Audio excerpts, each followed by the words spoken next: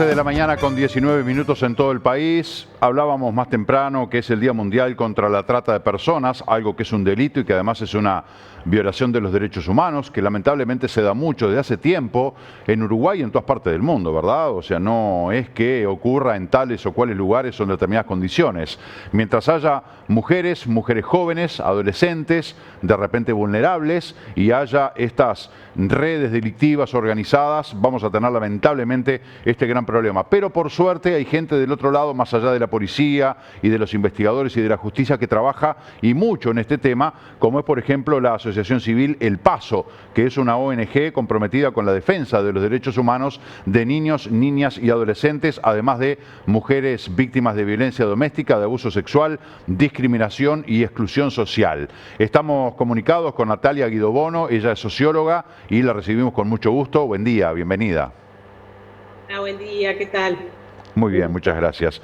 Bueno, en este Día Mundial contra la Trata de Personas, Uruguay lamentablemente tiene ese problema instalado, ha ido aumentando. Ustedes habían presentado un trabajo el año pasado, una investigación que se llama Dueños de Personas, Personas con Dueño, sobre la forma en la que ocurre la trata de personas aquí en Uruguay con fines de explotación sexual y laboral en Uruguay. ¿Qué datos tiene esa investigación? Exactamente, sí, muchas gracias. Efectivamente, nosotros estuvimos trabajando durante un par de años, básicamente entre el 17 y el 19, haciendo esta investigación en donde pudimos profundizar en lo que es la trata de personas con fines sexuales y empezar a trabajar en una cuestión mucho más exploratoria, porque no había ninguna investigación al respecto, que tiene que ver con la trata con fines, la trata con fines laborales, es exploratoria.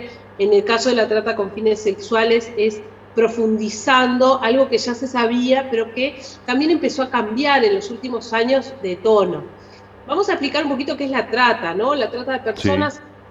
Es una vulneración de derechos humanos, es una vulneración de derechos que implica la captación de las personas, el traslado, que puede ser nacional o internacionalmente, y la explotación en otro lugar. Entonces, en este proceso se vulneran multiplicidad de derechos, se vulneran los derechos de autonomía, la libertad de las personas, la posibilidad de tomar decisiones. Muchas veces se las coloca en un lugar que tienen que además generar otros delitos, o sea, son realmente delitos muy complejos. En el caso del Uruguay, antes era básicamente un lugar de origen, o sea, las personas eran uruguayas y eran explotadas en otros países del mundo, porque esto es un delito que suele ser internacional, pero también es nacional. Y actualmente lo que pudimos ver es que a partir del 2013 empiezan a haber muchas situaciones en donde se explota en el Uruguay a personas extranjeras. Entonces, cuando decimos en general no son varones y mujeres, sino que son mujeres que son explotadas sexualmente en el Uruguay o en el extranjero, mujeres adultas, y en el caso de mujeres jóvenes, mujeres adolescentes fundamentalmente, son explotadas en el Uruguay, es lo que denominamos trata interna, ¿sí? O sea que son trasladadas desde distintos lugares del país hacia otros lugares que pueden ser lugares que tengan mayor concurrencia de gente, por turismo, por ejemplo, y es uno de los problemas que tiene Maldonado especialmente, o por grandes emprendimientos, como hoy está sucediendo en las zonas del país donde está instalado UPM, y para eso estamos trabajando en prevenir las situaciones de lo que denominamos explotación sexual, que puede ser con trata, o sea, movilizando a las adolescentes o no. ¿Sí? Y después, la otra manera que hicimos bastante para poder investigarlo es la trata laboral. O sea, son situaciones en donde se explota a las personas en forma laboral, en donde las mujeres son víctimas de trata laboral vinculado fundamentalmente a lo que es el trabajo doméstico y de cuidados, mientras que los varones son explotados, por ejemplo, en los ámbitos de la construcción, en los ámbitos agropecuarios y en la pesca, ¿no? Ahí tenemos como otra área muy importante. Y acá lo fundamental es que todo esto está velado, ¿no? Es esta idea de entre lo invisible y lo visible. Lo que podemos ver es una partecita de una situación y que a veces ni nosotros ni las propias personas que están en situación de trata pueden visualizarlo como esa situación de explotación. Porque la acumulación de engaños, la acumulación de vulneraciones de derechos, el hacer sentir el otro que no tiene otra posibilidad más que hacer eso, ¿no? Natalia, yo te quería preguntar porque sobre personas desaparecidas en democracia, ¿verdad? Yo consulté la página del Ministerio del Interior donde está el registro y búsqueda de personas ausentes. Registro que se creó en el año 2004. La primera pregunta es qué pasa con las mujeres desaparecidas antes del 2004 y hay un caso emblemático que ustedes lo abordan en la investigación, que es el de Silvia Mabel Ferregueiro Jacobazo, que fue en 1994. Es decir, primera pregunta, ¿qué pasa antes del 2004? Segunda pregunta, el 94% de las denuncias, que fueron unas 11.000 en ese año, se aclararon, pero queda ese pico, ¿no? Yo estaba viendo las estadísticas, un 3, un 5, un 7, hasta un 13% de las denuncias que quedan sin aclarar, y además que el Ministerio del Interior no cuenta con información actualizada al respecto, porque dice, bueno, señala también que, por ejemplo, la policía, para considerar una persona desaparecida o que está ausente, es cuando desaparece físicamente del lugar en que vive o se desenvuelve habitualmente sin haber informado su intención de hacerlo. Esto que dice la página es de noviembre del 17, no sé si el criterio sigue igual, desde el punto de vista que siempre se ha hablado de el tiempo que pasa, es la verdad que se aleja. Falta una persona. ¿Cuándo debemos hacer la denuncia? ¿Cuándo la autoridad es receptiva a hacer una denuncia y no que diga, no, señora, hace 4 horas nada más que falta su hija? Y de repente esas 4 horas o ese tiempo tan cortito permitiría, si se pusieran a trabajar, poder localizar a la persona antes que pase algo. Exacto. Hay una cuestión, esto que decís es clave, ¿no? Las desapariciones en el Uruguay, la modalidad principal de trata, de captación de la trata, no es el arrebato o como puede ser en México, ¿no? Situaciones más violentas, inesperadas. En Uruguay la mayor situaciones de captación son a través del engaño de las personas, ¿sí?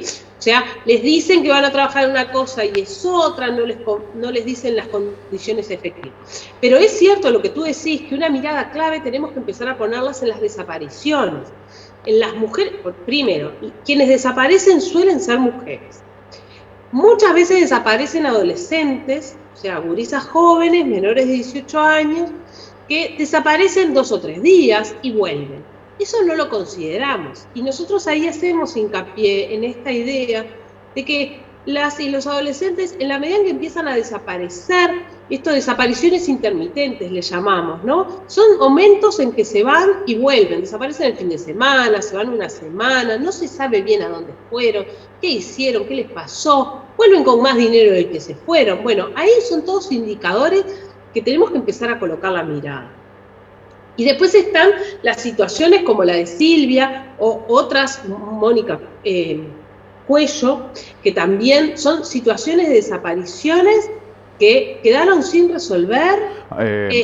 Natalia, ¿sabés que en algún momento aquí en Maldonado hay una lista de 8 o 9 mujeres jóvenes, como vos señalás, que están desaparecidas en democracia y que nunca más se supo nada? Inclusive a la familia de Silvia Mabel, a la familia de Ana Paula Graña, que es otro caso también importante de Maldonado. En algún momento el jefe de policía de aquí le dijo, y bueno, a los padres, se le habrá tragado la tierra. No solamente un desatino esa respuesta, sino que además conceptualmente es imposible, ¿verdad? Pero bueno, eso fue una cosa totalmente destemplada. Y no es menor pensar, no es casualidad que sean Maldonado muchas de las mujeres que han sido desaparecidas. Claro. Hay en Barros Blancos y Pando, hay en Maldonado, hay en otras partes del país. Pero no es casualidad que Maldonado tenga tanto. ¿Por qué? Porque Maldonado tiene la característica del turismo. Eso tan importante y tan bueno, trae consigo otras cosas que es lo que tenemos que pelear para que no sucedan, ¿no? Que es el turismo sexual, que es una mayor confluencia de público safral, ¿no? Que viene, que entonces se siente en condiciones de mayor invisibilidad, puede hacer lo que quiere, porque Maldonado es Punta del Este, es el lugar de la diversión, ¿no? De donde se mueve mucho dinero, donde se mueven muchas cosas entre lo legal y lo ilegal. Entonces, ese juego entre lo legal y lo ilegal es lo que permite después que sucedan todas estas otras vulneraciones de derechos. Pero es tal cual lo que decís, la importancia de detectar rápidamente y de investigar. Y acá una de las debilidades importantes que tenemos a nivel nacional, y no es solamente en el Uruguay que pasa esto, es la debilidad de la investigación policial, judicial posteriormente, ¿no? También es la dificultad de que las redes de trata no son redes en donde uno tiene un jerarca, ¿no? Un gerente, un subgerente y toda una organización. No, es mucho más complejo porque empiezan a entramarse distintas personas, muchas de las cuales tienen claro que se están ganando unos pesos de más, no tan transparentemente, pero bueno, pero no tienen por qué. Hay gente que está en la red, dándose cuenta que forma parte de una red, haciendo una actividad muy ilegal y que vulnera muchos derechos, y otros que no se dan tanto cuenta, ¿no? Por ejemplo, no quiero estigmatizar, pero el taxista que indica dónde hay gurisas jóvenes, ¿no? El que viene, baja un turista, che, ¿dónde puedo encontrar una gurisa? Ah, por allá, y te llevo, ¿no? Ese no forma parte estrictamente de la red, pero facilita el proceso. Entonces también es responsable. Por esto es que decimos, todos tenemos una cuota de responsabilidad. Sí, sí, cuando claro. no queremos ver, o facilitamos en algo tan simple, claro, ¿no? El caso del taxista que citas tú, bueno, es un trabajador que además es típico en muchas partes del mundo, que es el primer elemento de información para un turista, para un desconocido, es que el taxista nos lleve, nos indique, o queremos preguntarle dónde hay lugares de diversión, dónde son lugares para conseguir droga, dónde puedo vender tal cosa en negro, y los taxistas, porque andan en la calle y porque tienen calle, conocen eso, pero terminan formando parte de este sistema. Ahora, Natalia, yo te digo, porque mirando a la persona, a la posible víctima, digo, para evitar que lo ideal es prevenir y que no caigan en eso, ¿verdad? No ir con el balde a apagar la llamarada, sino tratar de prevenir el fuego. Elementos peligrosos, elementos enemigos a los que hay que prestar atención. Yo me anoté aquí algunos: redes sociales, sitios de internet, juegos virtuales, que eso es muy importante, es un mundo gigantesco, desconocido y tremendamente peligroso, que hay que saberlo usar con responsabilidad, con supervisión de los padres, de un adulto, de ver qué amistades tiene, con quiénes habla, si cambia hábitos o no. Y también el tema fundamental, la falta de diálogo que hay entre los jóvenes y sus responsables, sea padre, madre, tío, hermano mayor. El diálogo, el conversar, el saber qué piensan, qué sienten, con quiénes están, qué es lo que les está pasando. Entender, ¿no? También entender, pero hay un elemento que no estás nombrando y que es clave, y es la acumulación de las violencias, ¿sí? Además de situaciones como la pobreza, la acumulación de la violencia en todas las clases sociales es un elemento clave para prevenir estas situaciones, porque cuando estamos hablando de trata, siempre estamos hablando de violencia de género, ¿sí? Aunque a veces sea varones, estamos hablando de situaciones de explotación y estamos hablando mayormente de violencia de género. Entonces ahí hay una clave, ¿no? Ahí hay una clave que tiene que ver con que si una persona, una niña, ha vivido situaciones de violencia desde su niñez, lo que llamamos la ruta del infierno, múltiples violencias que pueden ser desde el abuso sexual, puede ser la explotación sexual, o sea, el pago por sexo a gurisas adolescentes, o puede ser acumulación de violencia doméstica y maltrato dentro de su hogar, se va generando como una situación en donde se hace más vulnerable, más viable que intente salir de ese lugar y tener un espacio en donde se le reconozca, en donde aparentemente se la quiera, ¿no? Porque el proceso de engaño en la trata hay mucho de que te voy a exponer en un lugar mejor, vas a trabajar mejor, vas a ganar mucha plata, ¿no? O te voy a llevar, cuando seas adulta, te voy a llevar, cuando seas mayor de edad, te voy a llevar a España, a Estados Unidos, Europa, a donde sea, ¿no?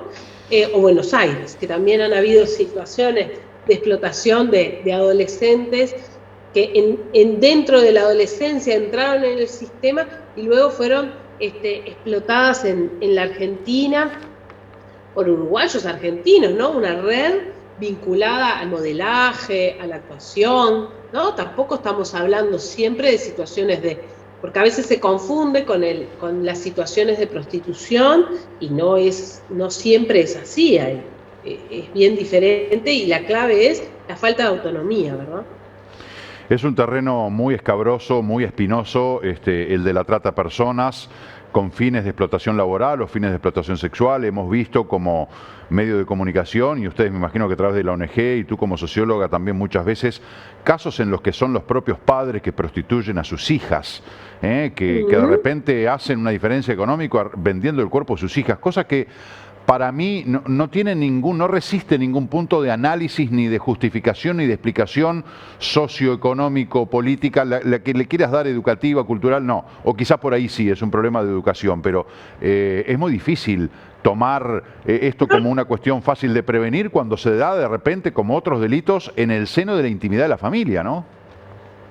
No resiste, es cierto lo que tú decís, no resiste un análisis en ese sentido, pero cuando son las propias familias, en general, pero no podemos decir que es únicamente, pero en general hay una vulneración de derechos múltiples. Incluso cuando se plantea, bueno, es la mamá la que vende, ¿no? O sea, explota a su hija. Muchas veces esa mamá fue explotada, fue abusada de niña. Claro, es la repetición de los modelos, ¿no? Entonces, exacto, a veces ¿qué es lo que vemos como posibilidad dentro de nuestra vida? Porque quizás tú, yo, la mayoría de la audiencia, ve otras cosas como posibilidad.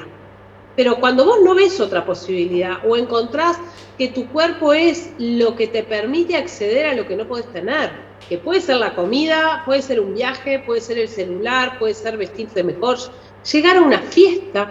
Muchas veces las situaciones de explotación de adolescentes se dan para poder acceder a fiestas o a lugares ¿no? que son de moda. De moda, exacto. Se vinculan con lo top, lo lindo, entonces tenemos que llegar a Punta del Este. Entonces salen las gurisas del interior de, cualquier departamento, de Durazno para pasar una temporada en Punta del Este porque es lo máximo a lo que aspiran. Y en esa aspiración se van colocando y las van colocando otros en una situación de vulnerabilidad.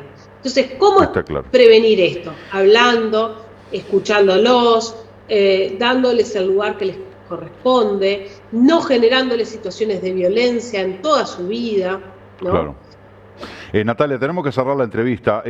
Si la gente tiene alguna información, que también es clave, ¿no? Que la gente, si sabe algo, sospecha algo, tiene algún dato, que lo ponga en conocimiento de la autoridad. Eso también es un eslabón clave de brindarle insumos a la autoridad para que pueda comenzar una investigación. Pero 911, el teléfono clásico de la policía, y si no, el 0800 5000.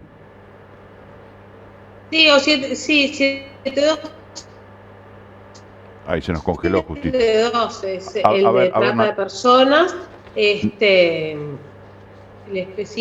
A ver ahí. Sí, ahí, perfecto. Y el 0852 es el que se difunde, es a través del MIDES, que es el que estaba habilitado para las situaciones de trata también. Bien. Natalia, la verdad que un placer. También los servicios de atención. Sí. Bien. Se está cortando. Sí. ¿Decías también los servicios? Los servicios de atención en violencia basada en género, de mujeres, también pueden ser como canales para acceder por lo menos a un apoyo inicial o una derivación oportuna. Natalia Guidobono, muchísimas gracias por este tiempo y por toda la información que has compartido con nosotros y nuestros televidentes. Que tengas una buena jornada. Bueno, muchas gracias. Hasta luego. Un placer. Hasta luego. Señoras y señores, tenemos que hacer la pausa rápidamente. 11:39 en todo el país. Ya volvemos.